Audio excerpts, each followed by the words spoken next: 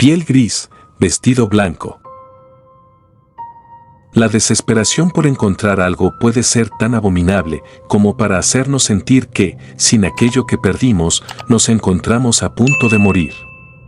Perder un objeto es una cosa, pero perder a tus hijos es algo completamente distinto. Y cuando me refiero a la pérdida de las personas, lo digo desde un punto literal. Perder, buscar de arriba a abajo, buscar entre rincones, preguntar a conocidos y no hallar nada, ni un mínimo rastro. Eso fue lo que me sucedió a mí al inicio de la tortura, pues durante una tarde tranquila de sábado, le pedí a Mariana, mi esposa, que me acompañara a la tienda que estaba cruzando la calle. Esta se negó a un principio, puesto que no quería dejar a nuestros 2 hijos solos. Y creyendo que su preocupación era exagerada, le insistí en que saliéramos por un momento, convenciéndola que a los pequeños no les pasaría nada. Gabriela tenía 6 años y Josué apenas 8 meses. Sabía que debíamos cuidarlos, sin embargo, no creí que por cruzar la calle unos minutos les fuese a suceder algo. Finalmente, salimos los 2 a la tienda, poniéndole llave a la puerta y cruzando a la calle sin demorar. Como ya tenía algo de tiempo sin invitarle a Mariana a algo que de verdad le gustara, le dije que tomara todo lo que quisiera y se le antojara, sin preocuparse por los precios. Además de las cosas que ella quiso, compré lo de la cena y unos dulces para mi hija. En menos de 15 minutos, regresamos a la casa. En cuanto Mariana entró al cuarto de los niños, me gritó, angustiada. Me dijo que nuestros hijos no estaban en ninguna parte.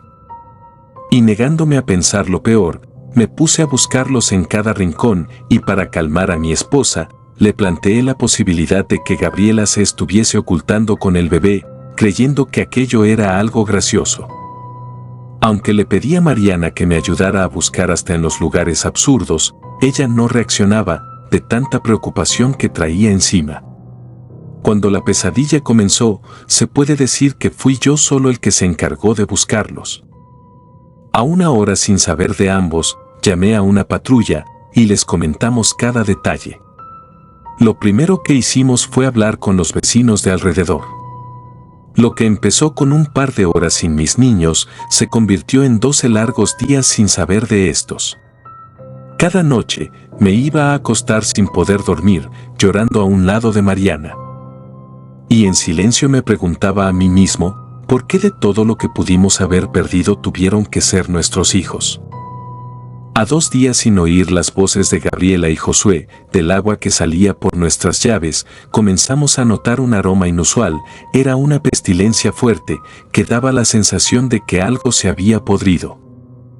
Por lo que en cuestión de segundos, la confusión desapareció de nuestras caras y nuestras mentes nos llevaron a temer lo peor.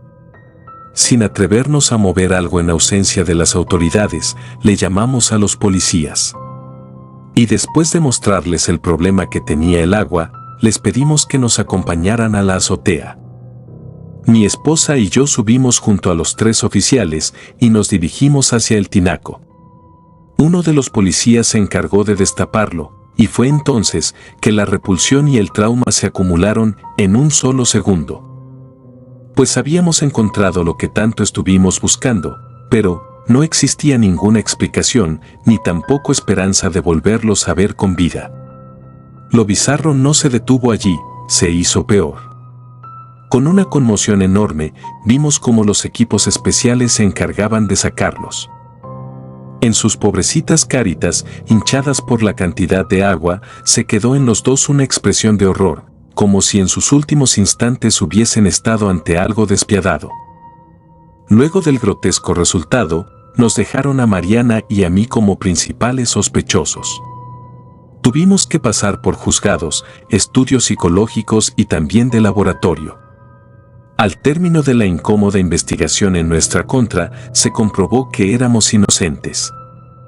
La versión final apuntó a que alguien logró entrar a la casa y ser ágil, dañando de manera inhumana a mis hijos. Y aunque nos prometieron que se esforzarían por dar con el culpable, en el fondo, supe que las cosas las dejarían allí. pues para la ley fue fácil pasar de la hoja, sin embargo, para nosotros dos fue completamente imposible. Y desde que los cuerpos se encontraron, la casa se vio invadida por la depresión y otra serie de conflictos.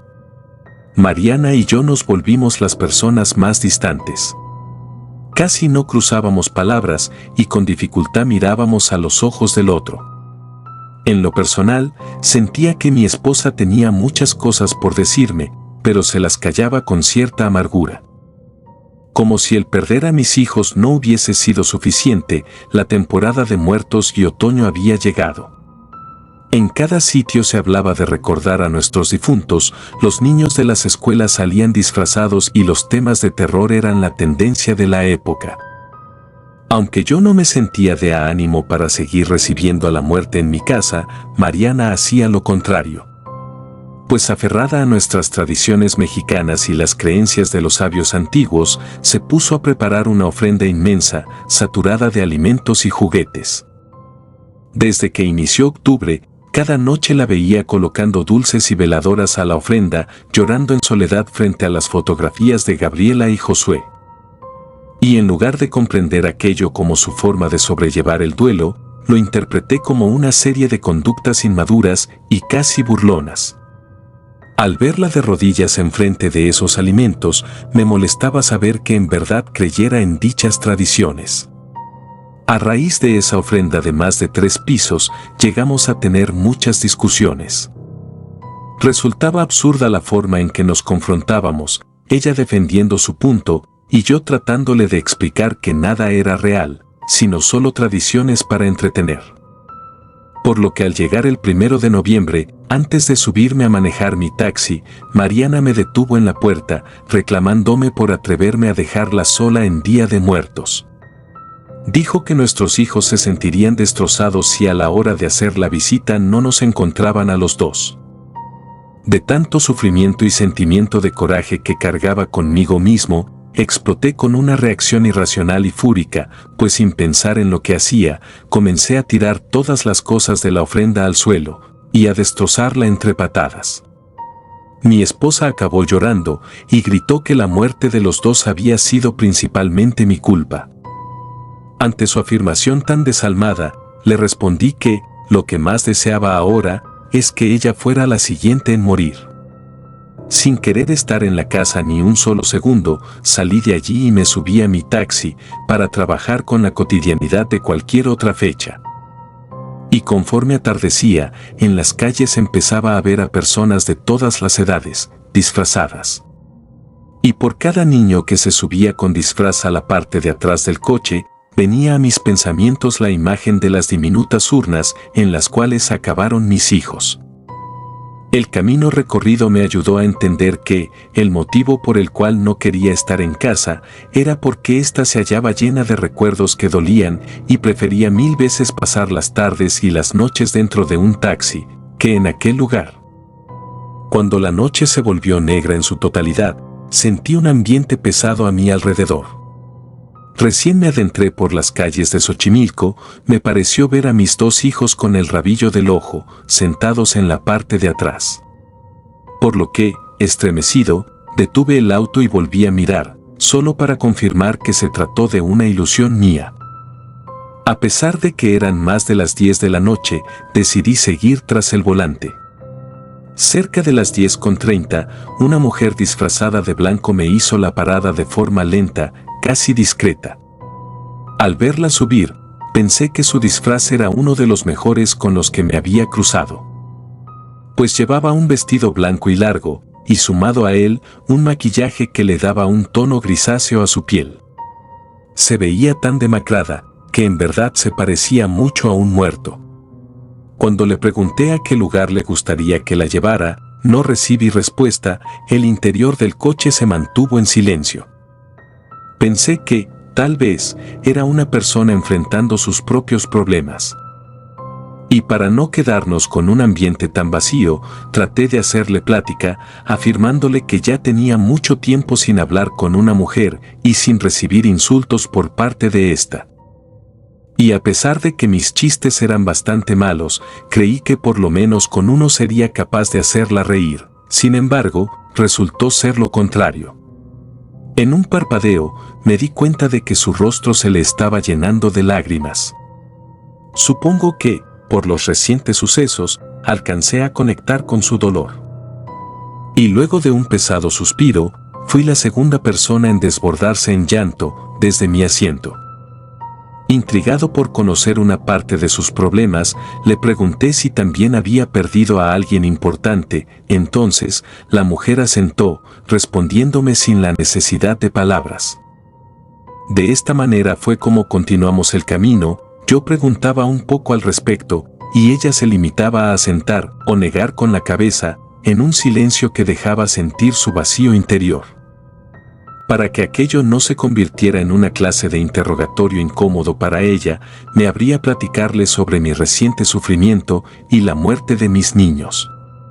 Pues desde que abordé el fallecimiento de estos, su llanto se volvió mucho más pesado, como si, con este incluso se estuviese ahogando. Con la tristeza del momento, le pregunté si, de igual manera, había perdido a algún hijo. La mujer asintió, repetidas veces. Y tan pronto como respondió a ello, el cielo se puso a tronar y una lluvia intensa se desató sobre nosotros. Entre los estruendos, le confesé que odiaba al agua por haber acabado con la vida de mis hijos. Dicho esto, continuó diciéndome que sí, entre gestos, por lo cual sospeché que su tragedia también estaba ligada al ahogo. De pronto, tanta serie de coincidencias me hizo sentir muy incómodo e incluso en peligro. Pues llevaba cerca de 20 minutos manejando y ni siquiera sabía hacia dónde la tenía que llevar. Cambiándole de golpe el tema, le insistí en que me aclarara su lugar de destino. Haciendo una ligera mueca, escribió su dirección en la ventana empañada. De solo leerla, tuve un repentino dolor de estómago, pues aquel lugar quedaba exactamente a 2 casas de la mía. Con confusión, me puse a recordar los rostros de mis vecinos y caí en cuenta que en ninguna ocasión había visto a esa mujer. Sin decir otra palabra, me continué ahogando en mi pesar por la muerte de mis hijos. Casi como si ella hubiese logrado sentir lo mismo que yo, empezó a soltar un llanto intenso. Era tan intenso que entre sollozos alcancé a escuchar su verdadera voz. Con la intención de consolarla y evitar que su llanto me contagiara de más dolor, orillé el taxi y me detuve. Desde mi asiento, me giré hacia la parte de atrás y tomé sus manos, las cuales estaban igual de heladas que un cubo de hielo. Al dirigir de nuevo mi vista hacia su rostro, descubrí que ahora se encontraba sonriendo, con suma maldad en su expresión. Prestando más atención a su vestimenta, miré que la parte inferior de su vestido estaba empapada, chorreando agua, como si ésta hubiese salido de algún río o lago cercano.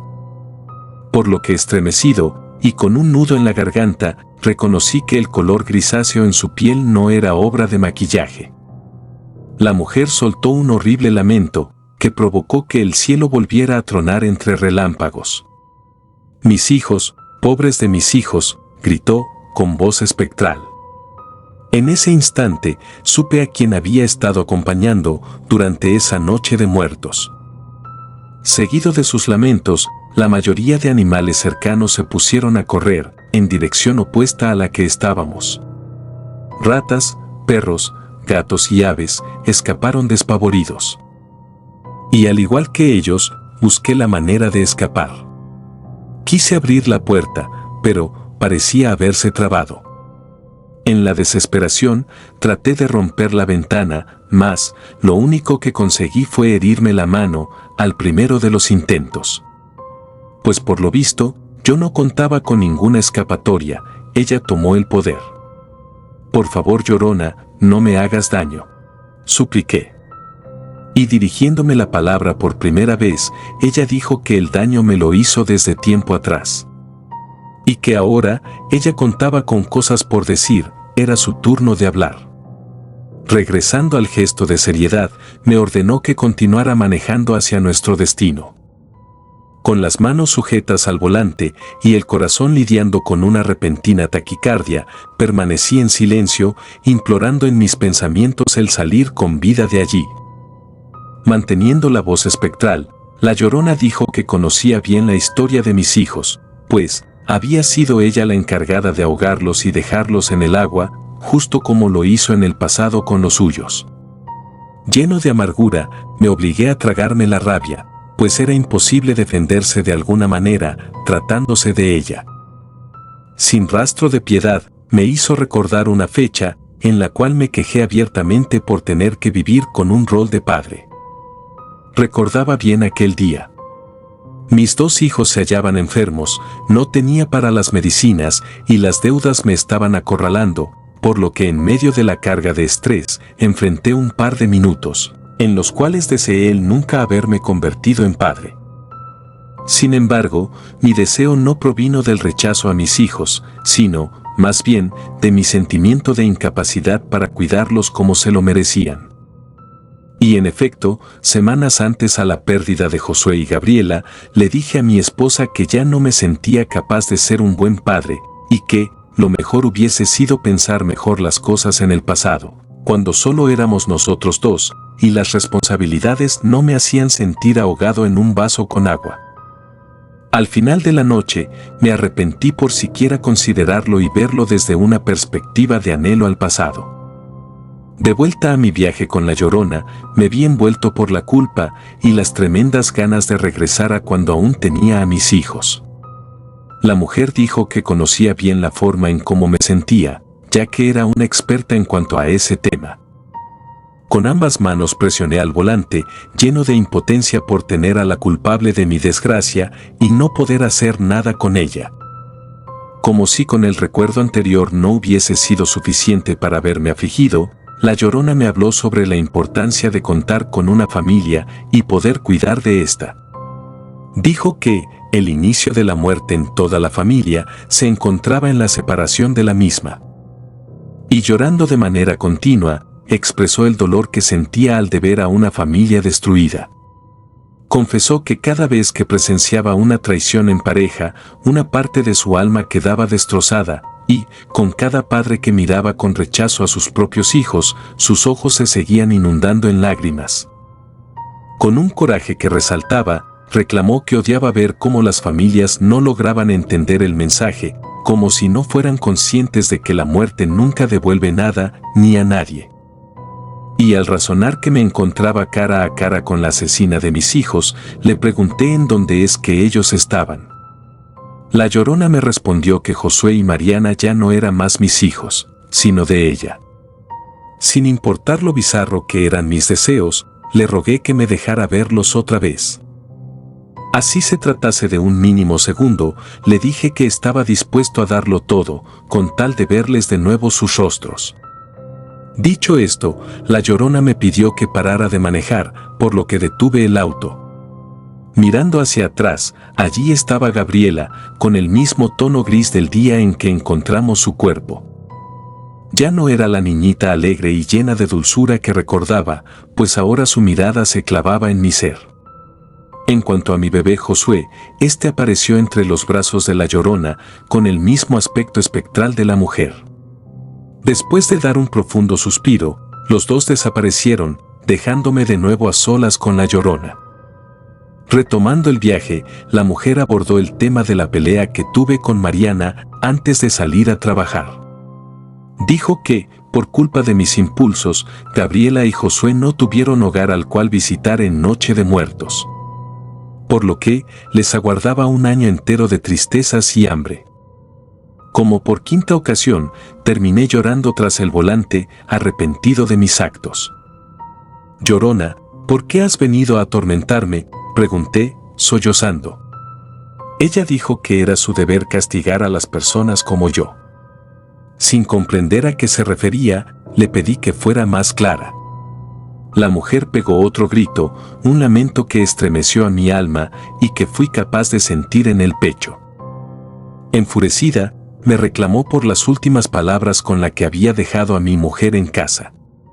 Exclamó que no comprendía la magnitud de las palabras y agregó que, un buen esposo, jamás le desearía a su mujer la muerte, pues, la unión de una pareja era para amar, mas no para odiar y esperar el mal. Para ese momento del recorrido, pensé que ya no existía forma en que me pudiese llegar a sentir más miserable. Faltaba poco para llegar a mi calle. Notando mi terror y sufrimiento, ella comenzó a reír. Su carcajada era tan malvada que parecía la de un demonio. De pronto, levantó la voz y pronunció: «Aprende, humano, si estoy aquí es como un recordatorio». Y con la voz temblorosa, le dije que ya había entendido. Después de dar otro lamento, exclamó: «Ve y cuéntales a los otros. Haz que logren escarmentar en cabeza ajena». Y con todo el cuerpo temblando, giré el volante hacia el interior de mi calle. No entendí por qué ésta querría estar ahí, pero lo único que me quedaba hacer era obedecer. A la hora de estacionar el auto en donde ella me dijo antes, miré al asiento de atrás y descubrí que me hallaba solo. La Llorona había desaparecido. Durante más de media hora, fui incapaz de mover un dedo. Mi mente se vio invadida por una serie de reflexiones y escarmientos. Muchas cosas me estaban quedando claras, pues la Llorona era real, así como los motivos de nuestras tradiciones. De cada verdad a reconocer, la que me costó mayor trabajo aceptar fue el hecho de que yo era una persona desconsiderada e hiriente. Ahora me encontraba afuera de mi propia casa y, sin embargo, no me sentía seguro de querer bajar y entrar. Mi cuerpo se quedó paralizado en el frío de noviembre, en shock. Y luego de pasar más de una hora en el coche, mirando hacia la nada, pensé que ya era momento de volver a mi hogar. Necesitaba ir con Mariana. No importaba si ésta se hallaba dormida o algo molesta por la última discusión, lo que yo más deseaba era poderme disculpar. Mi anhelo era dejar salir las lágrimas que me negué a mostrar y volver a abrazar a mi esposa y hacerle ver que contaba conmigo, incluso en los días negros, en los blancos y en los grises. Frenando los pensamientos enredados y el horror por haber conocido en persona a la Llorona, bajé del coche y entré a la casa. Prendí la luz del comedor y me crucé con la ofrenda destrozada. Al ir al cuarto, no encontré a Mariana, ni tampoco en el baño. Angustiado por creer que la historia de los tinacos se repetiría, subí en ese instante a la azotea y la busqué adentro. Por suerte, no hallé nada. Con pocas ideas de en dónde buscar, salí al jardín de atrás y aquello que encontré me dejó destrozado por completo. Mariana colgaba de un árbol con ambos ojos abiertos.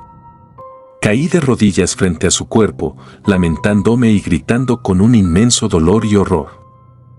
Por mi culpa había perdido a mi pareja y a mis 2 hijos, parecido a como sucedió con la pobre Llorona. Ahora en la casa hay 3 urnas sobre el altar, pues desde que Mariana se fue, llegué a enfrentar noches espantosas en las cuales escuchaba los lamentos de mi familia y a veces alcanzaba a ver sus sombras.